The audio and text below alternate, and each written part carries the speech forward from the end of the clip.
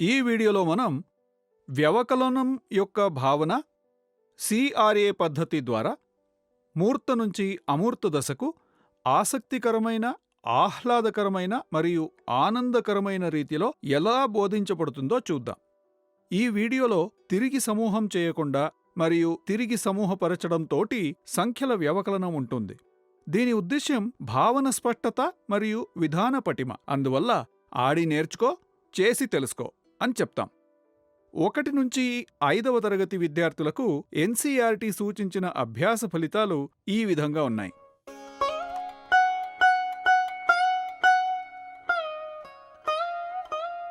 పిల్లలు వ్యవకలనం యొక్క భావనను కష్టమని అనుకోవడానికి కారణం వారు దశాంశ పద్ధతి మరియు స్థాన విలువను సరిగ్గా అర్థం చేసుకోకపోవడమే. అప్పుడు కష్టమవుతుంది. వ్యవకలనం ఈ ప్రక్రియను మనం ఒకే ప్రమాణాన్ని ఉపయోగించి ప్రారంభించాలి. అమూర్త దశలో వ్యవకలనం 2 ప్రమాణాలతో చేయొచ్చు, కానీ మూర్త దశలో 1 ప్రమాణం మాత్రమే ఉపయోగిస్తాం. అంటే ఇచ్చిన సంఖ్య నుంచి ఒక సంఖ్యను లేదా చిన్న సంఖ్యను తీసివేయడం వ్యవకలనం అంటారు. మనం వ్యవకలనం నేర్పినప్పుడు పిల్లలు సంఖ్యలను పోల్చగలరు మరియు స్థాన విలువను గుర్తించగలరు అని తెలుసుకోవడం ముఖ్యమైనది. రీగ్రూపింగ్ పద్ధతిని ఉపయోగించి సంఖ్యల వ్యవకలనం కోసం స్థాన విలువ యొక్క జ్ఞానం అవసరం. దశాంశ పద్ధతి అంటే పదుల కట్ట చేయడం తెలిసి ఉండాలి. ఈ ఫ్రేమ్వర్క్ను దృష్టిలో ఉంచుకొని వ్యవకలనాన్ని నేర్పుతామని భావిస్తున్నాము. ఈ భావనను బోధించడానికి ఉపయోగించే వివిధ టిఎల్ఎంలను ఇప్పుడు పరిశీలిద్దాం.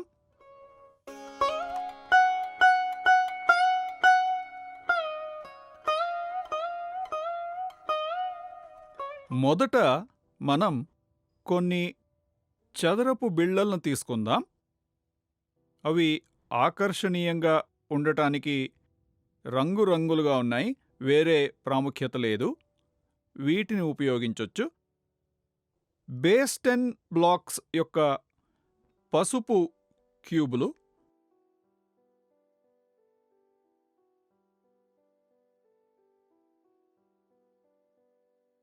ఈ నంబర్ బీడ్స్ లేదా ఈ నంబర్ పూసలతో క్లాత్ క్లిప్పులు మరియు ఆట డబ్బు యొక్క ₹1 నోట్లు.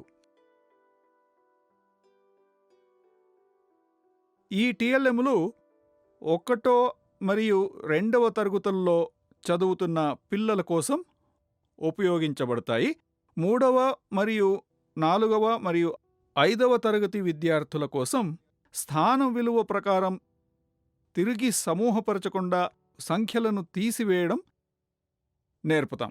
దానికోసం ఉపయోగించే టిఎల్ఎంలు బేస్ 10 బ్లాక్స్ యొక్క పసుపు క్యూబులు, బ్లూ రాడ్లు మరియు గ్రీన్ ప్లేట్లు, యూనిట్లు, పదులు మరియు వందల స్థానాలకు మరియు వేల సంఖ్యలకు ఎరుపు క్యూబ్.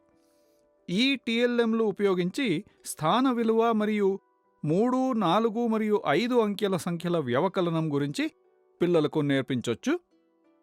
రెండోది ప్లే మనీ ఉపయోగించొచ్చు. ₹1, ₹10, ₹100 మరియు ₹1000 నోట్లను ఉపయోగించొచ్చు.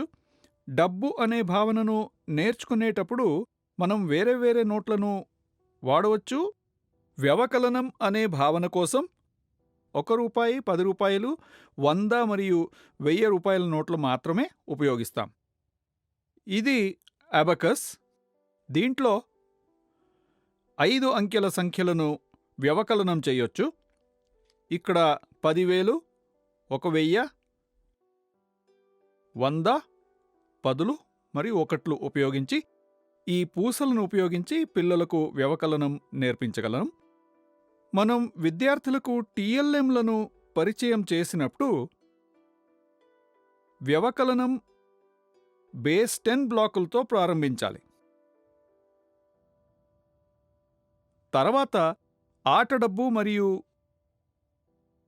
చివరకు అబకస్.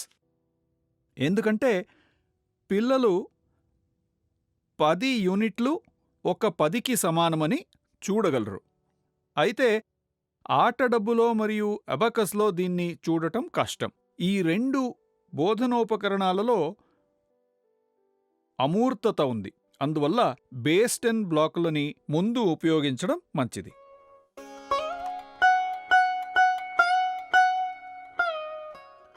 చదరపు కౌంటర్లను ఉపయోగించి ఇప్పుడు తిరిగి సమూహపరచకుండా వ్యవకలనం యొక్క భావనను ఎలా బోధించవచ్చో చూద్దాం.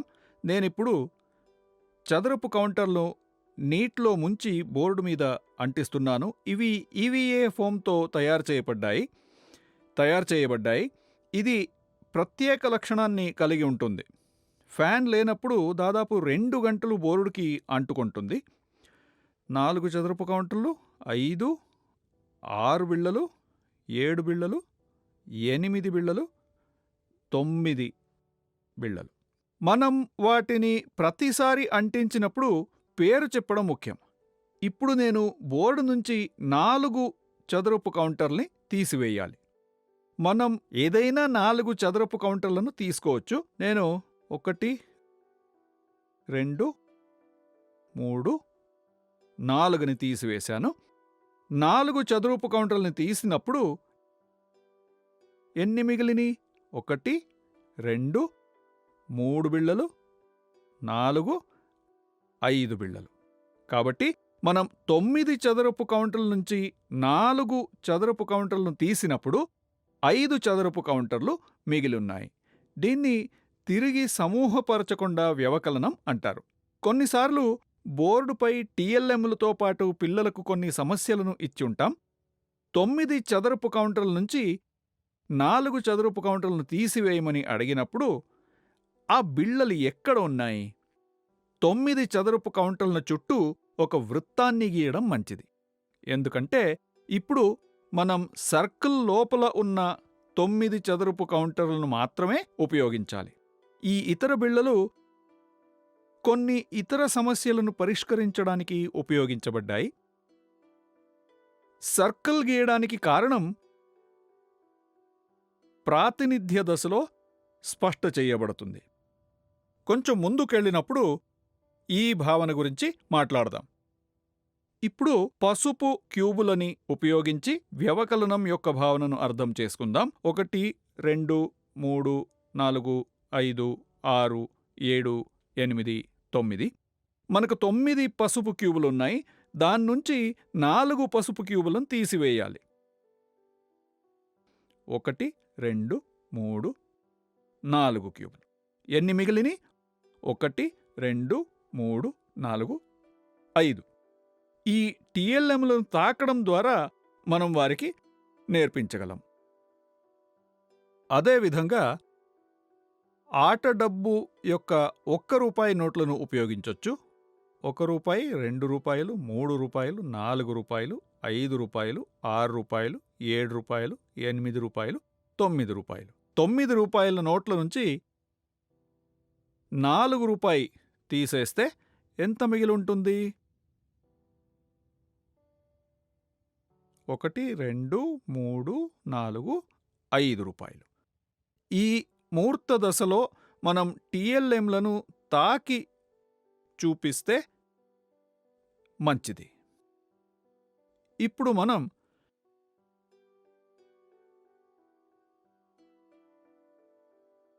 దీన్ని గణిత దండ అంటే సంఖ్యా పూసలు. మనం ఎల్లప్పుడూ ఎడం నుంచి కుడికి లెక్క పెట్టడం విద్యార్థులకు నేర్పించాలి. దీన్ని మనం ఇప్పుడు వారికి ఒక నియమంలా నేర్పించాలి. మరియు దీనికి వివరణ ఉన్నత తరగతులలో ఇవ్వబడుతుంది. ప్రస్తుతానికి మనం దీన్ని గ్రౌండ్ రూల్గా సెట్ చేయొచ్చు. లెక్క పెడదాం. 1, 2, 3, 4, 5, 6, 7, 8, 9. ఇక్కడ ఒక క్లాత్ క్లిప్ ఉంచండి. 9 పూసల నుంచి మనం 4 పూసలను వేరు చేయాలి. 1, 2, 3, 4. ఇక్కడ ఇంకొక క్లిప్ వేద్దాం. మనం క్లిప్పు పెట్టాలి. మిగిలిన పూసల సంఖ్యను లెక్క పెడదాం. 1, 2, 3, 4, 5. మనం క్లిప్పు ఉంచాలి మరియు పూసలు లెక్క పెట్టాలి. ఇచ్చిన 9 పూసల నుంచి 4 పూసలను తీసేస్తే మనకు 5 పూసలు మిగిలి ఉన్నాయి. ఈ పద్ధతిలో గణిత దండ లేదా నంబర్ పూసలని ఉపయోగించి పిల్లలకు వ్యవకలనం అనే భావనను నేర్పించొచ్చు. ఈ టీఎల్ఎంలను ఉపయోగించి మనం తిరిగి సమూహపరచకుండా వ్యవకలనం యొక్క భావనను నేర్పించాము. ఇప్పుడు మనం వివిధ టీఎల్ఎంలను ఉపయోగించి తిరిగి సమూహపరచకుండా వ్యవకలనం నేర్చుకున్నాము. దాన్ని ప్రాతినిధ్య దశలో రిప్రజెంటేషనల్ స్టేజ్ చదరపు గడుల పుస్తకాన్ని ఉపయోగించి ఇప్పుడు నేర్చుకుందాం. మనం 9 చదరపు కౌంటర్లను తీసుకొని దాని నుంచి 4 చదరపు కౌంటర్ని తీసివేయడం ద్వారా వ్యవకలనం నేర్చుకోవడం ప్రారంభించాం. దీని ప్రకారం ఇప్పుడు చదరపు గడుల పుస్తకంలో 9 చదరపు పెట్టెలను గుర్తించి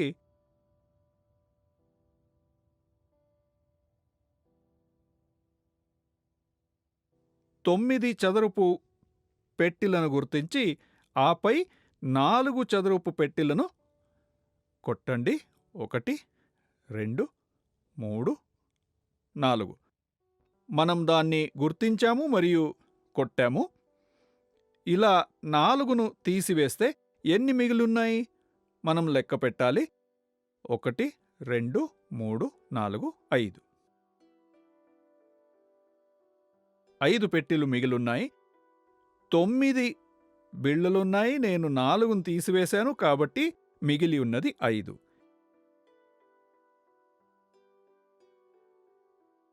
ఇది ప్రాతినిధ్య దశ. దీన్ని ఇలా కూడా చేయొచ్చు. ఒక వృత్తం లోపల 9 నక్షత్రాలను గీస్తాను.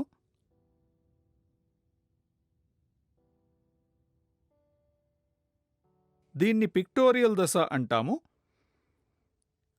9 నక్షత్రాలను గీసాము. ఈ 9 నక్షత్రాల నుంచి నేను 4ని తీసేయాలి.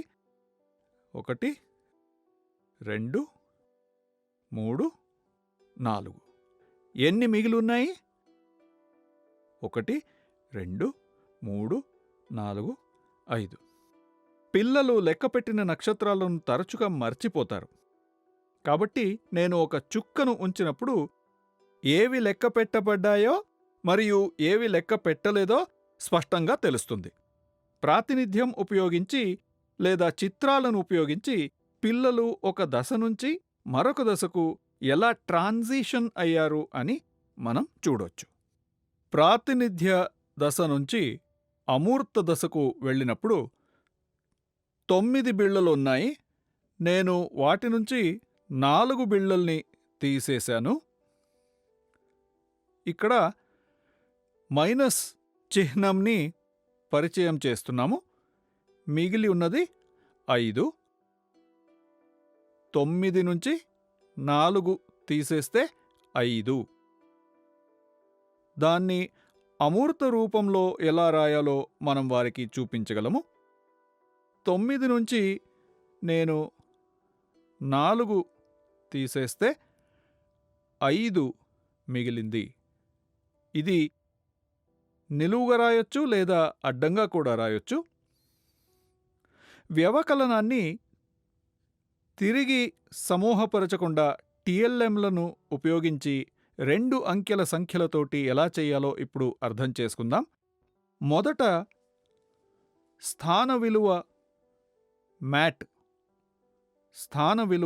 మ్యాట్ ఉపయోగించి ఎలా తీసివేయచ్చో అర్థం చేసుకుందాం. దీని మీద వ్యవకలనం చేద్దాం. మనం బేస్ 10 యొక్క 4 నీలి రాడ్లని ఉంచుతాం.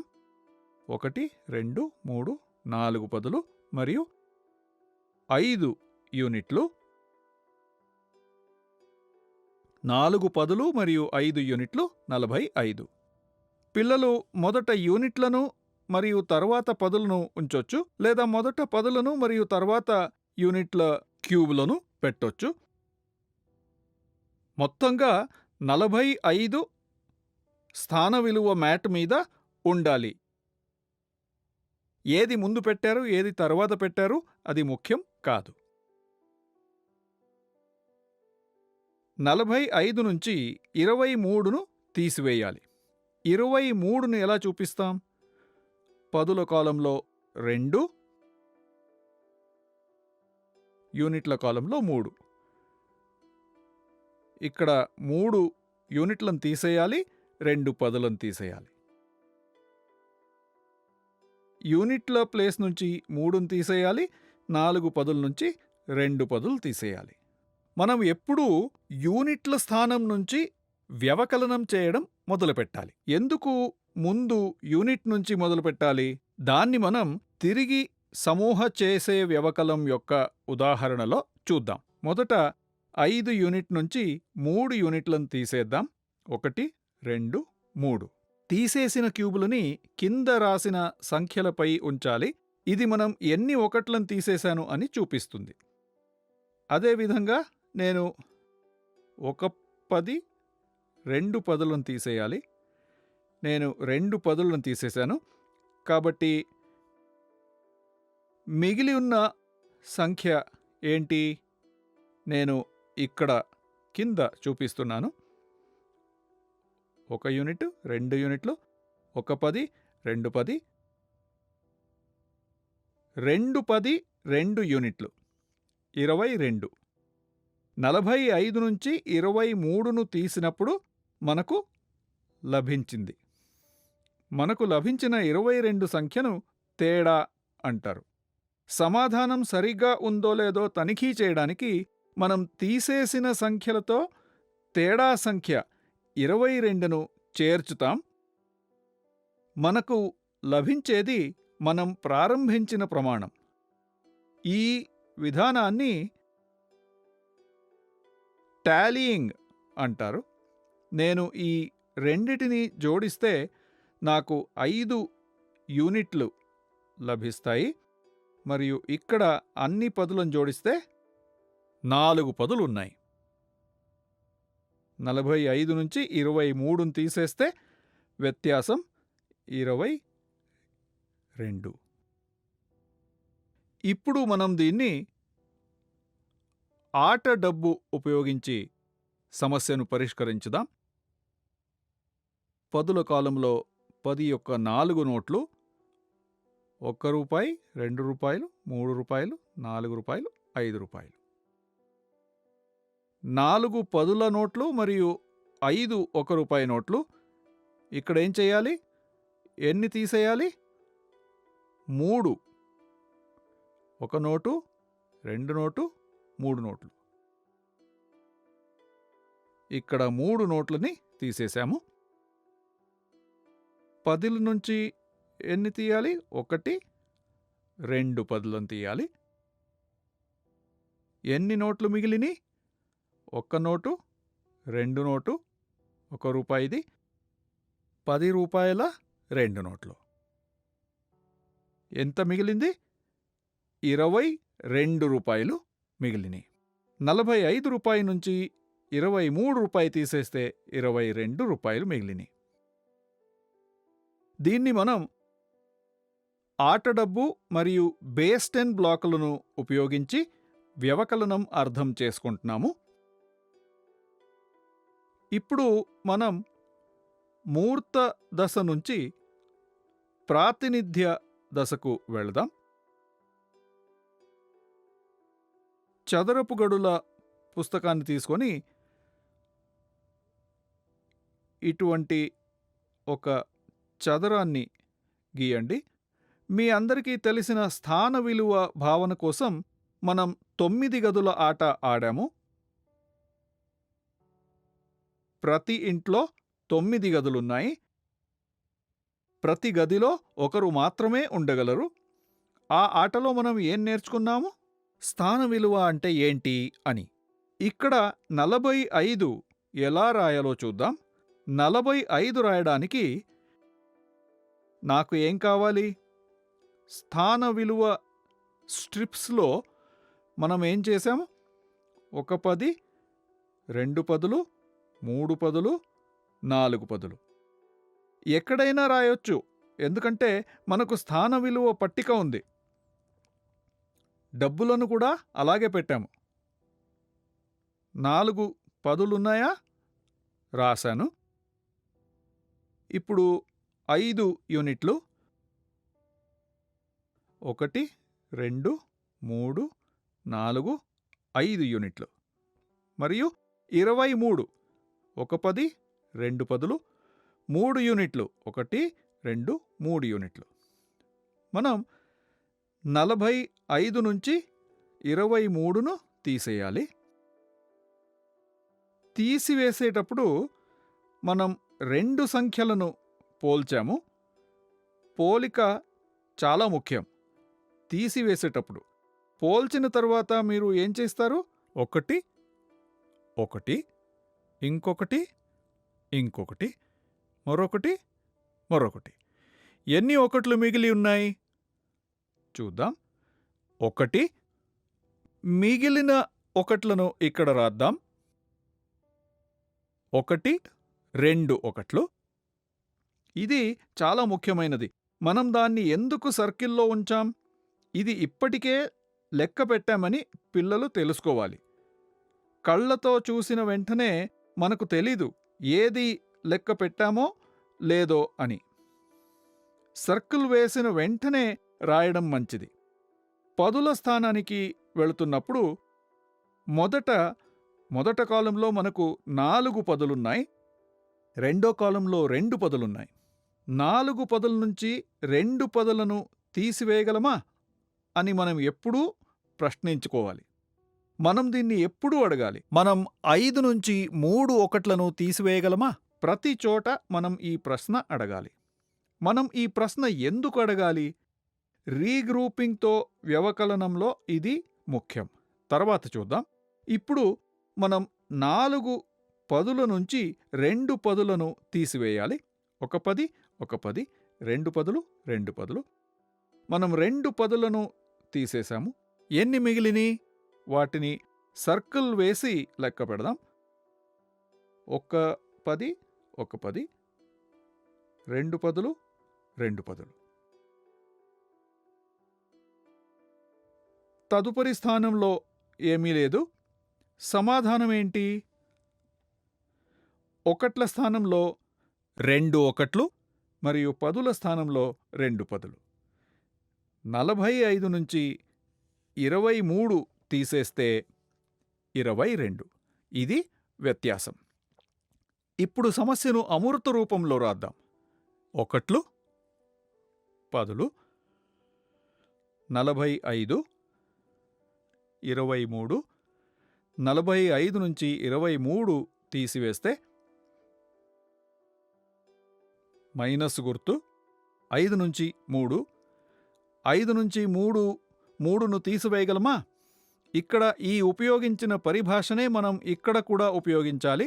కాబట్టి 5 నుంచి 3 తీసేస్తే 2. 4 పదుల నుంచి 2 పదులను తీసేస్తే 2 పదులు మిగిలిన్నాయి.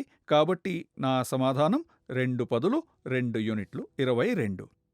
చివరగా అబాకస్ ఉపయోగించి తిరిగి సమూహం చేయకుండా 2 అంకెల సంఖ్యలను తీసివేసే పద్ధతిని నేర్చుకుందాం. మొదట మనం 45 దీన్ని ఇలా పెడదాం. 5 యూనిట్లు, 3, 4, 5 యూనిట్లు. 1 10, 2 పదులు, 3 పదులు, 4 పదులు. 45 నుంచి 23ని ఈ 23 ఈ విధంగా రాస్తాం. తీసివేయాల్సిన వాటిని మనం ఇలా రాస్తాం. ఎందుకంటే మనం ఒక పరిమాణం నుంచి ప్రారంభించాం. ఎంత తీసేయాలి? ఎన్ని యూనిట్లున్నాయి? 5 యూనిట్లు. ఎన్ని తీసేయాలి? ఇది ఇక్కడ రాయబడింది 3. 1, 2, 3 యూనిట్లు. ఎన్ని పదులను తీసేయాలి? 2 పదులు. 1 10, 2 పదులు. మిగిలి ఉన్నది తేడా. ఇది సమాధానం. 45 మైనస్ 23 అంటే 2 పదులు మరియు 2 యూనిట్లు 22. తిరిగి సమూహపరచకుండా వ్యవకలనం చేస్తున్నప్పుడు ఈ విషయాన్ని బాగా గుర్తుంచుకోవాలి. 9 మైనస్ 4 అంటే 5. కానీ మనం 4 ప్లస్ 5 చేస్తే 9 వస్తుంది. 9 నుంచి 4ను తీస్తే 5. 9 నుంచి 5 తీసేస్తే 4.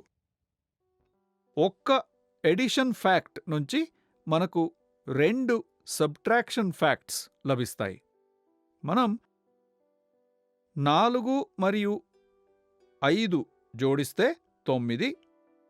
9 నుంచి 4ను తీస్తే 5. 9 నుంచి 5ను తీసేస్తే 4 లభిస్తుంది. ఈ 2 అంశాలని మనం గమనిస్తున్నాము.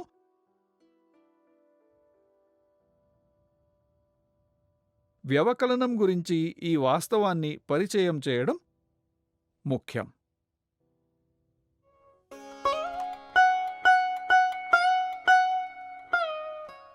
రీగ్రూపింగ్తో వ్యవకలనం ఎలా చేద్దామో ఇప్పుడు చూద్దాం.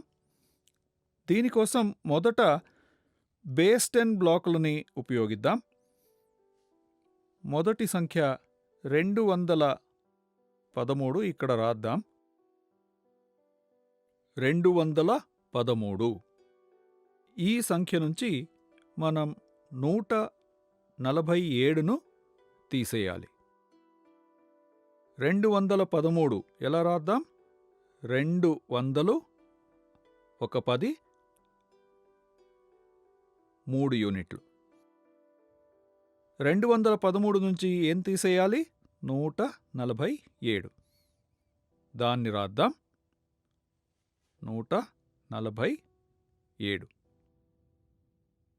ముందు మనం యూనిట్ల కాలం నుంచి తీసేయాలి. ఇప్పుడు ప్రశ్న ఏంటంటే 3 యూనిట్ నుంచి 7 యూనిట్లను తీసేయగలమా? ఇది సాధ్యమేనా? మనం ఈ ప్రశ్న అడగాలి. 7 3 కంటే పెద్దది. ఇది కేవలం 3. నేను 7ని ఎలా తీసివేయగలను? 3 తీసేయొచ్చు, కానీ ఎక్కువ కాదు. ఏం చెయ్యొచ్చు? మనం ఈ ప్రశ్న అడగాలి మరియు కొనసాగాలి.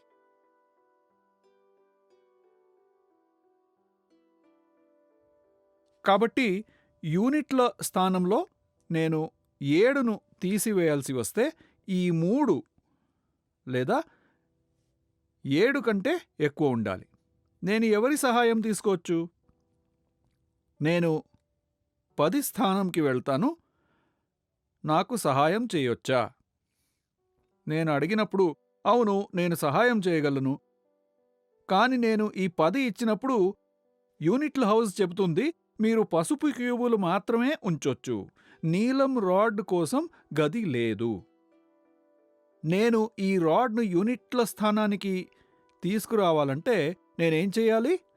మనందరికీ తెలిసినట్లుగా మనం బ్యాంక్ ఆట ఆడాము. బ్యాంకులో ఏం జరుగుతుంది? నేను బ్యాంకుకు ఒక్క బ్లూ రాడ్ ఇస్తే బ్యాంకు ఏమిస్తుంది? దాన్ని బ్యాంకుకి ఇద్దాం. బ్యాంకుకి ఒక నీలి రాడ్. వారు 10 పసుపు క్యూబులు 1 2 3 4 5 6 7 8 9 10 పసుపు క్యూబులను ఇచ్చారు. మనం నీలం రాడ్ నుంచి పసుపు క్యూబులు పొందాము, కాబట్టి మనం దాన్ని ఇక్కడ ఉంచలేము. మనం వాటిని ఇక్కడ ఉంచాలి, ఎందుకంటే మనం ఇక్కడ నీలి రాడ్లు మాత్రమే ఉంచగలం. కాబట్టి 10 పసుపు క్యూబు మరియు 3 మనకి ఇంతకుముందు 3 ఉన్నాయి. పూర్తిగా 13 పసుపు క్యూబులు ఉన్నాయి. ఈ 13 నుంచి మనం 7ను తీసేయాలి. ఇప్పుడు ఈ సమస్య పరిష్కరించబడింది. 3 లేదు, కానీ 13 ఉన్నాయి, ఎందుకంటే నేను 10 చోట్ల నుంచి సహాయం తీసుకున్నాను. ఒక ముఖ్యమైన విషయం ఏంటంటే ఉపాధ్యాయులు జాగ్రత్తగా వినాలి. మనం 10 స్థానం నుంచి అప్పు తీసుకోలేదు, కానీ మనం దాన్ని తిరిగి సమూహపరిచాం. ఇది ఒక ప్రదేశం నుంచి మరొక ప్రదేశానికి తిరిగి సమూహ చేయబడింది. వారికి చెప్పడం చాలా ముఖ్యం. ఎందుకంటే మనం అప్పు తీసుకుంటే దాన్ని తిరిగి ఇవ్వాలి. మనం ఇక్కడ అది చేయట్లేదు. ఇక్కడికి వచ్చినప్పుడు 10 మంది తిరిగి సమూహమయ్యారు. నాకు 10 యూనిట్లు వచ్చాయి. ఇప్పుడు నాకు 13 యూనిట్లున్నాయి. 13 నుంచి 7 తీసేస్తే ఇక్కడ ఏం మిగిలుంది? దాన్ని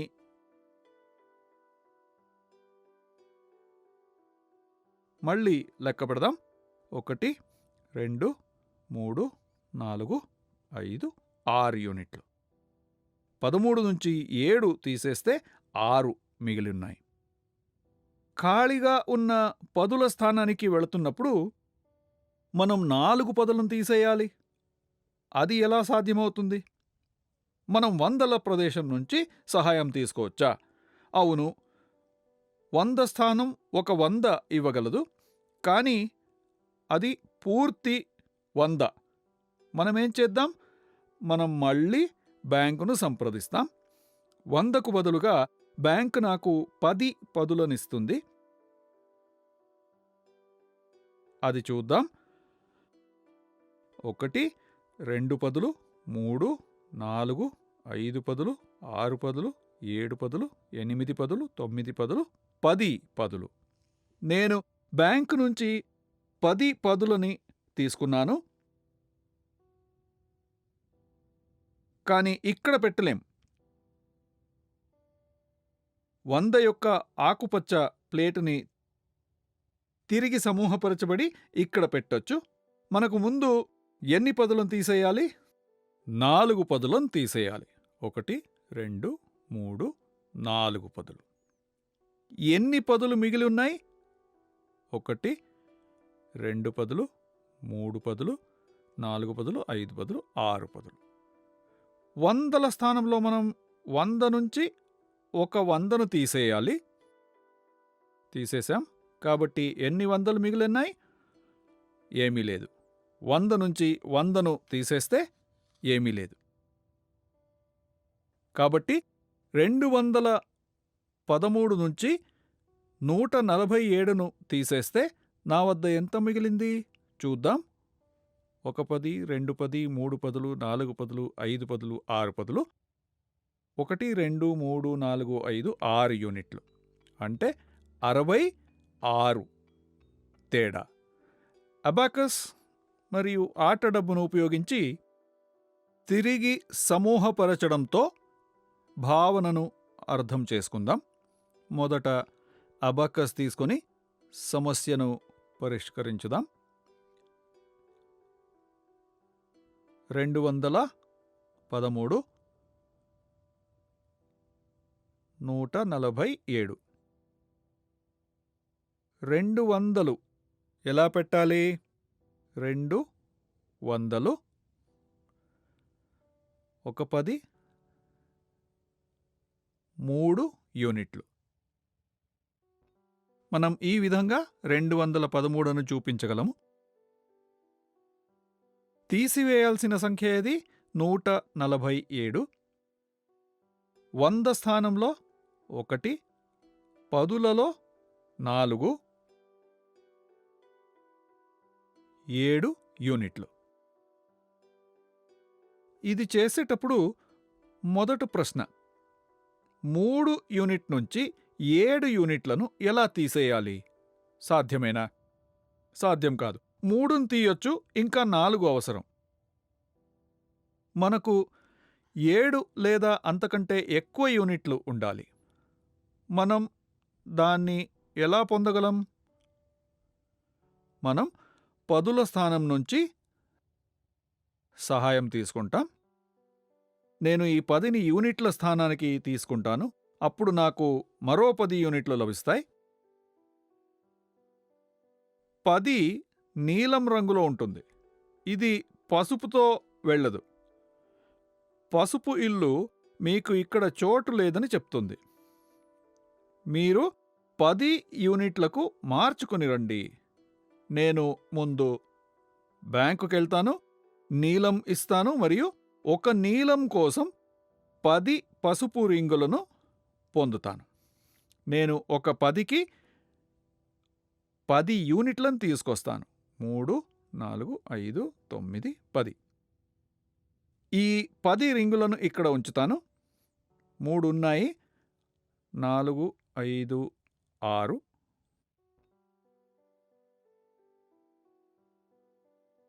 3 ఉన్నాయి, 6 వేశాను, 9 అయ్యాయి. ఉంచడానికి నాకు స్థానం లేదు. నాకింకా 4 రింగులున్నాయి. ఏం చెయ్యాలి? ఈ ఇల్లు నిండుంది. ఆ ఇంట్లో ఎక్కువ గది లేదు. మనం బయట నిలబడగలమా? మనకు పొడిగింపు రాడ్, ఎక్స్టెన్షన్ రాడ్స్ ఉన్నాయి. మనం దాన్ని ఉపయోగిస్తాం. 1, 2, 3, 4. 4 పసుపు. మొత్తం 3 మరియు 10, 13 పసుపు రింగులు యూనిట్ల స్థానంలో ఉన్నాయి. 9 రింగులున్నాయి, 4 ఎక్స్ట్రా ఉన్నాయి. అవి బయట ఉన్నాయి. ఈ 13 రింగుల నుంచి 7 రింగులని మనం తీసేయొచ్చా? 1, 2, 3, 4, 5, 6, 7. మనకు 10 స్థానంలో ఏముంది? ఏమీ లేదు. కానీ మనం 4 తీసేయాలి. మనం 100 స్థానం నుంచి సహాయం కోరినప్పుడు నేను మీకు 100 ఇస్తాను, కానీ ఈ 100 ఆకుపచ్చ. మనకు నీలం రింగులు కావాలి. ఇది ఇక్కడికి వెళ్ళదు, ఎందుకంటే నీలిరంగు మాత్రమే తీసుకురండి అని నీలిరంగు ఇల్లు చెబుతుంది. నేను బ్యాంకుకి తిరిగి వెళ్ళి ఒక ఆకుపచ్చనిస్తాను. ఎన్ని నీలం రావాలి? 10 బ్లూ. 5, 6, 7, 8, 9, 10. నేను 10 నీలం రింగులని ఇక్కడ పెడతాను. 2, 3, 4, 5, 6, 7, 9. 10వ నీలం రంగుకు ఈ స్థానం లేదు. నేను మళ్ళీ ఎక్స్టెన్షన్ రాడ్ పెడతాను. ఇప్పుడు 10కి చోటుంది. ఈ 10 నీలి రింగుల నుంచి నేను 4 తీయాలి. 1, 2, 3, 4 తీసేయాలి. నా దగ్గర ఎన్ని 100లున్నాయి? ఒక్క 100 ఉంది. ఒక 100 తీసేయాలి. తీసేద్దాం. ఇప్పుడు నా దగ్గర ఎన్ని మిగిలిని? 100ల స్థానంలో ఏమీ లేదు. 10ల స్థానంలో 1, 2, 3, 4, 5, 6 10లున్నాయి. యూనిట్ల స్థానంలో 1, 2 యూనిట్లు, 3 యూనిట్లు, 4 యూనిట్లు, 5 యూనిట్లు, 6 యూనిట్లు. 213 నుంచి 147 తీసేస్తే 66 వ్యత్యాసం. జాగ్రత్తగా ఉండవలసిన విషయం, మనం 147 తీసేశామా? ఒక 100, 4 10లు, 7 యూనిట్లు. 1, 2, 3, 4, 5, 6, 7. 147 తీసేశాము. మిగిలింది 66 తేడా. ఇది అబాకస్ ఉపయోగించి రీగ్రూపింగ్తో వ్యవకలనం. ఇప్పుడు తిరిగి సమూహపరచడం ద్వారా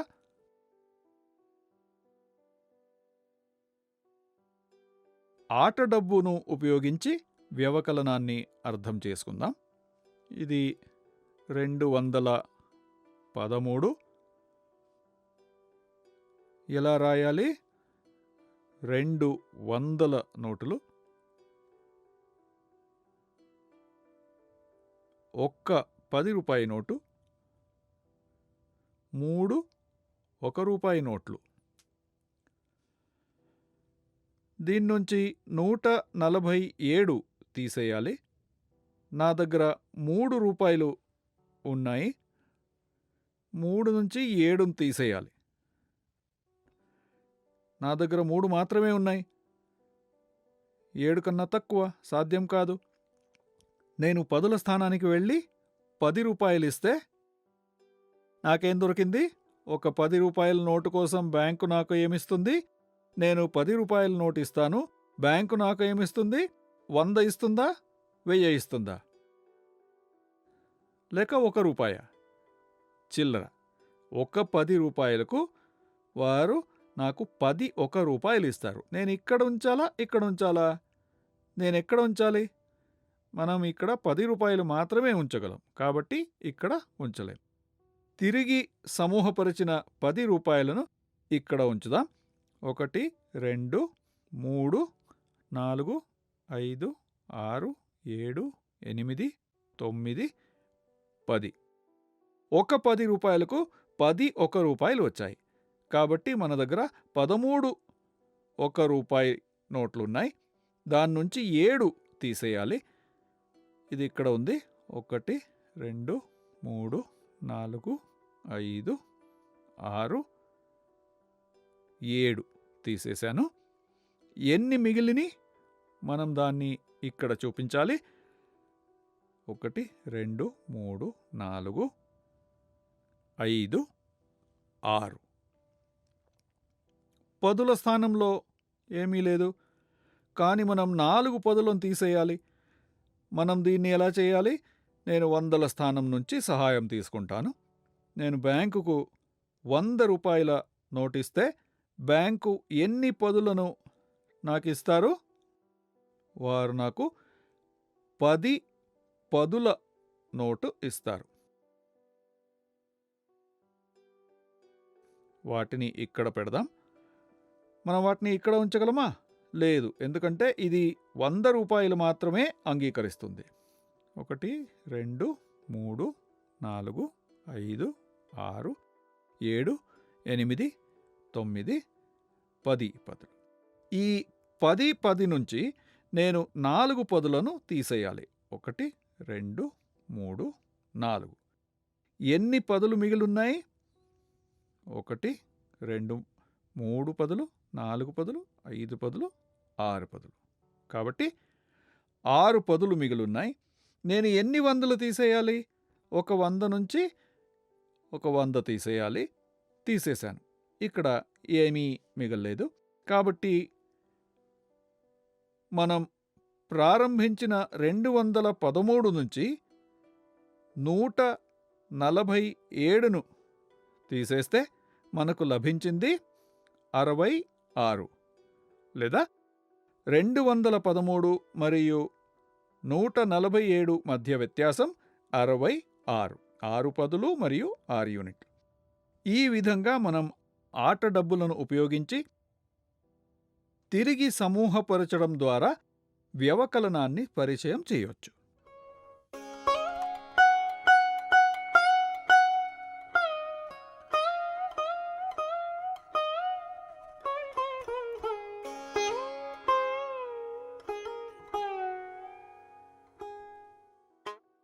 (213) మరియు 147 ఈ రెండు సంఖ్యలు 213 నుంచి 147ను తీసేయడం ప్రాతినిధ్య దశలో ఎలా చేయాలో చూద్దాం. మొదట చదరపు గడుల పుస్తకాన్ని తీసుకుందాం. 213 ప్రాతినిధ్యం చేద్దాం. యూనిట్, పదులు, వందలు. ఈ రెండో వరుస తిరిగి సమూహపరచడానికి కేటాయించబడింది. 213, 100, 200, 10 మరియు 3 1. 147,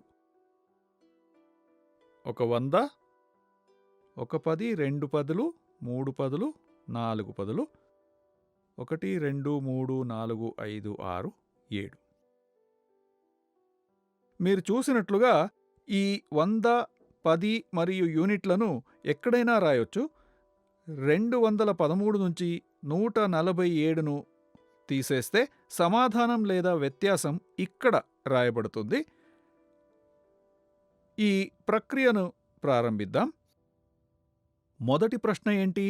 3 యూనిట్ల నుంచి మనం 7 యూనిట్లని తీసేయొచ్చా? 3 7 కన్నా తక్కువ. మనం పెద్ద సంఖ్యను చిన్న సంఖ్య నుంచి తీసేయలేము. మనమేం చేయాలి? 1, 2, 3. 3ని తీసేయొచ్చు. ఇంకా 4 మిగిలి ఉన్నాయి. ఈ 4 ఒకట్లను ఎలా తీసేయాలి? కాబట్టి మనం పదుల స్థానానికి వెళ్ళి సహాయం తీసుకుంటాము. మనం మూర్త దశలో అదే చేశాం. మనం పదుల స్థానానికి వెళ్ళి సహాయం కోరాం. మీరు నాకు 10 ఒకట్లను ఇవ్వగలరా? అంతకుముందు మనం బ్యాంకుకు వెళ్ళి 10 ఒకట్లను మార్చాం.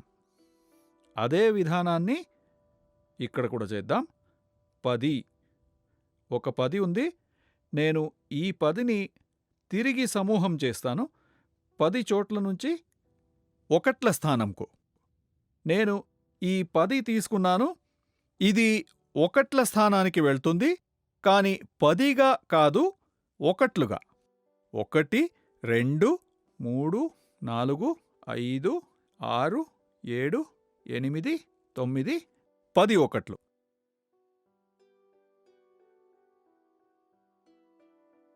10 ఒకట్లు. నేను 4 ఒకట్లను తీసేయాలి. 1, 2, 3, 4 ఒకట్లు. ఎన్ని ఒకట్లు మిగిలిని? 1, 2, 2 ఒకట్లు. నేను ఇక్కడ తీసిన వెంటనే ఇక్కడ రాయాలి. 3 ఒకట్లు, 4 ఒకట్లు, 5 ఒకట్లు, 6 ఒకట్లు. కాబట్టి 6 ఒకట్లు మిగిలి ఉన్నాయి. ఇప్పుడు 10 స్థానం. ఎన్ని పదులున్నాయి? ఏమీ లేదు. ఎన్ని తీసేయాలి? 4 పదులను తీసేయాలి. మనం ఏం లేకుండా 4 పదులను ఎలా తీసేయగలం? మళ్ళీ నేను 100 స్థానానికి వెళ్ళి సహాయం కోసం అడుగుతున్నాను. నేను సహాయం కోసం అడిగినప్పుడు నాకు 100 వచ్చింది. నేను ఈ 100ని తిరిగి సమూహపరచాలి. నేను ఒక 100ను పదుల స్థానానికి తీసుకువచ్చినప్పుడు నాకు 10 పదులు వచ్చాయి. 1, 2, 3, 4, 5, 6, 7, 8, 9 పదులు, 10 పదులు. ఇప్పుడు 10 పదులు ఉన్నాయి. ముందు ఏమీ లేదు, కానీ ఇప్పుడు నాకు 10 పదులు వచ్చినాయి. నేను 4 పదులను తీసేయొచ్చు కదా. 1, 2, 3, 4. ఎన్ని పదులు మిగిలి ఉన్నాయి? అన్ని పదుల సంఖ్యలో పోయాయా? అవును, పోయాయి. మిగిలి ఉన్నది 1, 2, 3, 4 పదులు, 5 పదులు, 6 పదులు. ఇక్కడ ఉన్న 4 పదులు పోయాయి కదా. అన్నీ పోయాయి. 6 పదులు మిగిలిన్నాయి. నేనిక్కడ 6 రాశాను. కాబట్టి నా సమాధానం ఏంటి? 100ల స్థానం. మనం ఇంకా దీన్ని చేయలేదు. ఎన్ని 100లున్నాయి? 100, 100. 100 ఉంది. దాంట్లో నుంచి 100 తీసేయాలి. ఎన్ని 100లు మిగిలి ఉన్నాయి? ఏమీ లేదు. ఏమీ లేకపోతే దాని అర్థం 0. 100 నుంచి ఒక 100ను తీసేస్తే ఏమీ మిగలదు. 213 నుంచి 147ను తీసేస్తే తరువాత ఏం మిగిలింది? ఒకట్ల స్థానంలో 6, పదుల స్థానంలో 6. కనుక ఇది 66. మనం దాన్ని అమూర్త రూపంలో ఎలా రాయగలం? దాన్ని కూడా చూద్దాం. 213 ఒకట్లు, పదులు, 100లు. 147. 213 నుంచి 147ను తీసేయాలి. మనం ఈ పదజాలం గుర్తుంచుకోవాలి. మూర్త మరియు ప్రాతినిధ్య దశల్లో ఏ పదజాలం ఉపయోగించబడిందో అమూర్త దశలో కూడా అదే పదజాలం ఉపయోగించాలి. 3 ఒకట్లున్నాయి. మనం 3 ఒకట్ల నుంచి 7 ఒకట్లను తీసేయగలమా? ఇది సాధ్యమేనా? లేదు. ఈ 10 నుంచి సహాయం తీసుకుందాం. ఇక్కడ నుంచి ఒక 10 కదిలితే ఆ 10 ఒకట్లు వచ్చినప్పుడు నాకు ఒక 10 మరియు 3 ఒకట్లు 13 ఒకట్లు ఉన్నాయి. ఈ 13 ఒకట్ల నుంచి 7ను తీసేస్తే ఎన్ని మిగిలిని? 6 మిగిలి ఉన్నాయి.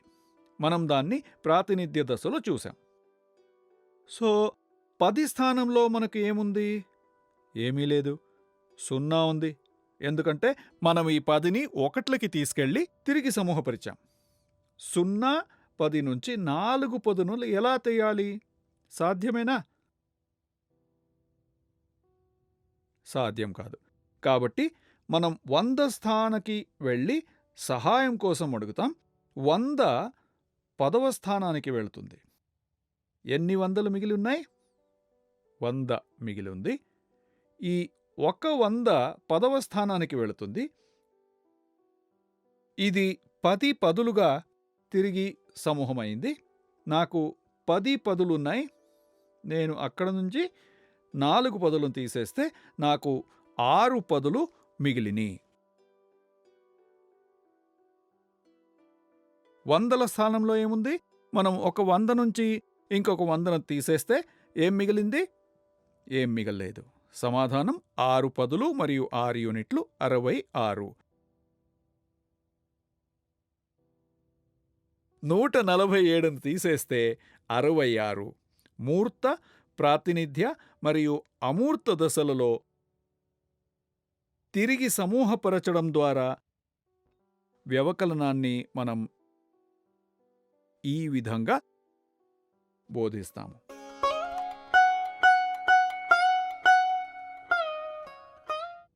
మన రోజువారీ జీవితంలో వ్యవకలనం ఎలా ఉపయోగపడుతుందో ఇప్పుడు చూద్దాం.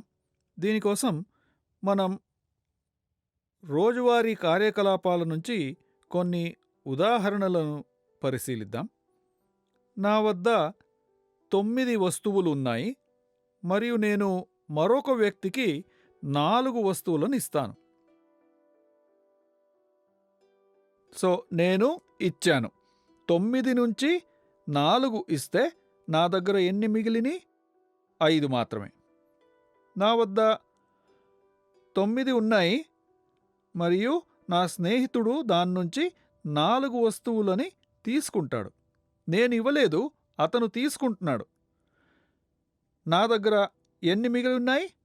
మొదట నేను అతనికి ఇచ్చాను, రెండవసారి అతను తీసుకున్నాడు. ఇవ్వడం మరియు తీసుకోవడం రెండూ ఒకటే కదా. కాబట్టి నేను ఏదైనా ఇస్తే లేదా నా స్నేహితుడు తీసుకుంటే ఇది వ్యవకలనాన్ని పరిచయం చేస్తుంది. నా తరగతిలో మొత్తం 45 విద్యార్థులు ఉన్నారు. వారిలో 23 మంది అబ్బాయిలున్నారు. ఎంతమంది అమ్మాయిలు? 45 మంది విద్యార్థుల నుంచి 23 అబ్బాయిలను తీసేస్తే ఎంతమంది అమ్మాయిలు ఉన్నారు? 45 మైనస్ 23. ఇక్కడ నేను ఒక సమూహం నుంచి తీసేశాను. అదేవిధంగా మనం ఒక సమూహం నుంచి కూడా తీసివేయొచ్చు. ఒక ఆసుపత్రిలో 40 మంది రోగులున్నారు. వారిలో 20 మంది నయమై ఇంటికి వెళ్లారు. ఇప్పుడు ఆసుపత్రిలో ఎంతమంది రోగులు మిగిలి ఉన్నారు? నేను 40 నుంచి 20ని తీసేశాను. ఇది 40 మైనస్ 20, 20 మిగిలింది. అదేవిధంగా వ్యత్యాసాన్ని అర్థం చేసుకోవటానికి వ్యవకలనం ఉపయోగించబడుతుంది. ఒక ఇడ్లీ తినే పోటీలో నేను 9 ఇడ్లీలు తిన్నాను మరియు నా స్నేహితుడు 12 ఇడ్లీలు తిన్నాడు. కాబట్టి నా స్నేహితుడు నాకన్నా ఎన్ని ఇడ్లీలు ఎక్కువ తిన్నాడు? ఇది 12 మైనస్ 9 అంటే 3. కాబట్టి అతను ఇంకా ఎన్ని ఇడ్లీలు తిన్నాడు? కనుక ఈ వ్యత్యాసాన్ని కనుగొంటుంది. భారతదేశం పూర్తిగా 18 పతకాలు గెలిచింది. మొదటి స్థానం సాధించాలంటే భారతదేశం 22 పతకాలు గెలవాలి. కాబట్టి మొదటి స్థానానికి చేరుకోవడానికి భారతదేశం ఇంకా ఎన్ని పతకాలు గెలుచుకోవాలి? ఇది 22 మైనస్ 18. నా శరీర బరువు 43 కిలోలు. కానీ వ్యాయామం తర్వాత నేను 4 కిలోలు తగ్గించాను.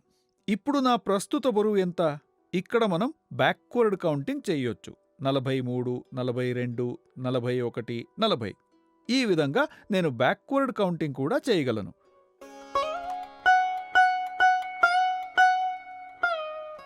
కాన్సెప్ట్ కార్డులు. కాన్సెప్ట్ కార్డులలో ఏముంది? కథలు. ప్రతి భావనకు ఒక కథ ఉంటుంది. కథ ద్వారా మనం పిల్లలకు ఈ భావనను ఎలా నేర్పించగలము? మరియు భావనకి సంబంధించిన పదజాలం, మ్యాథమెటికల్ వొకాబులరీ అని మనం పిలుస్తాం కదా, మనం పిల్లలకు కాన్సెప్ట్ కార్డుల ద్వారా ఇవ్వగలం. వ్యవకలనం అనే భావనను బోధించేటప్పుడు కొన్ని సాధారణ తప్పులు ఉంటాయి. వీటిని ఆంగ్లంలో మిస్కన్సెప్షన్స్ అంటారు. భావనను స్పష్టంగా అర్థం చేసుకోకుండా విధానం లేదా పరిష్కరించే పద్ధతి ఎందుకు అనేది తెలుసుకోకుండా ఎలా అని నేర్చుకోవడం. ఇది పిల్లలలో అపోహలు లేదా అపార్థానికి దారితీస్తుంది.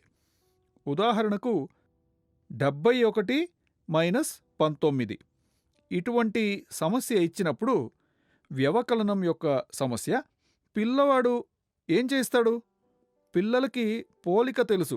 9 పెద్దది, 1 చిన్నది, కాబట్టి వ్యత్యాసం 8.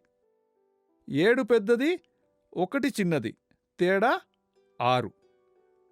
వారు ఇలాంటి సమాధానం ఇవ్వచ్చు. మనమందరం దీన్ని చూశాము.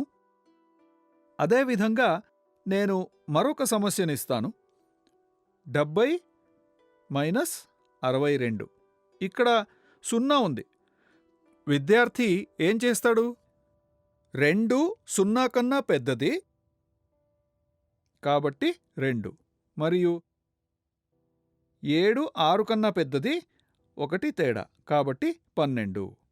ఈ విధంగా ఇలాంటి అపోహ లేదా అపార్థం ఉన్న పిల్ల ఇలాంటి సమాధానం ఇస్తుంది. ఇలాంటి అపోహలను తొలగించడానికి మనమేం చేయాలి? ఇంతకు ముందే గుర్తించినట్లుగా స్థాన విలువ మరియు దశాంశ వ్యవస్థపై అవగాహన రెండూ తెలుసుకోవాలి. పిల్లలకి పోలిక తెలుసు, కానీ స్థాన విలువ మరియు దశాంశ వ్యవస్థ యొక్క భావనలు పిల్లల్లో లేవు. కాబట్టి మనమేం చేయాలి? మన చదరపు గడుల పుస్తకంలో రాసేటప్పుడు స్థాన విలువ పేరును రాయాలి. ప్రతి సంఖ్య ఉండాలి. యూనిట్లు మరియు పదులు. 1 యూనిట్ మాత్రమే ఉంది, దాన్నుంచి 9 యూనిట్లను తీసేయాలి. మనం పిల్లలతో ఈ విధంగా మాట్లాడినప్పుడు 1 యూనిట్ నుంచి 9 యూనిట్లను తీసివేయలేరు అని పిల్లోడు అర్థం చేసుకుంటాడు. నేను పదుల స్థానం నుంచి సహాయం తీసుకోవాలి.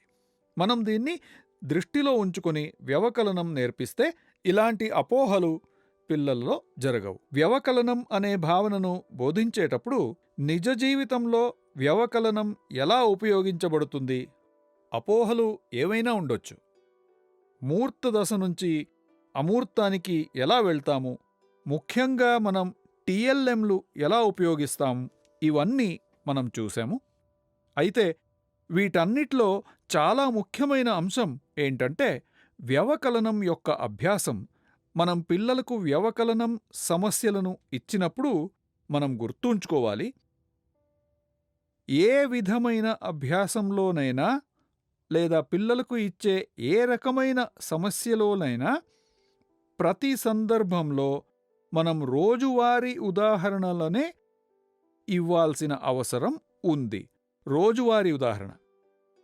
దీన్ని చేయడానికి మనం నిజమైన ఉదాహరణలు ఇవ్వాలి.